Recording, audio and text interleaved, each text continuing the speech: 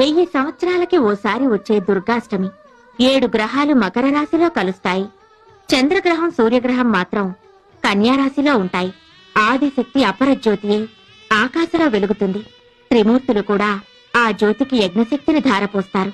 ఈ రాత్రి ఆ దివ్య గడియల్లో ఎవరైతే నా వ్రతం చేస్తారో వాళ్లకు నా ముక్కుపుడక దక్కుతుంది. నీ వ్రతం నేను చేస్తానక్కా. ఏంటి, శ్రీశైల భ్రమరాంబికవు నువ్వు నా వ్రతం చేస్తావా? నీ ముక్కుపుడకని పెట్టుకుంటేనైనా శ్రీశైలానికి కొత్త కళ వస్తుందేమోనని. ఆదిశక్తి అంశలం, అందరం ఒకే రూపాలం, అక్కా చెల్లెళ్ళం. నువ్వు నా వ్రతం చేస్తే నా వ్రతం నేను చేసుకున్నట్టవుతుంది. అదిగో ఆ పసిపిల్లలకి నా కథలు చెప్పి పూజారివై వాళ్ల చేత వ్రతం చేయించు. వాళ్ల ముడుపు చెల్లుతుంది, నీకు ముక్కుపుడకా దక్కుతుంది. అమ్మా కనకదుర్గమ్మ, నాకెవరూ నీ కథలు చెప్పడం లేదు.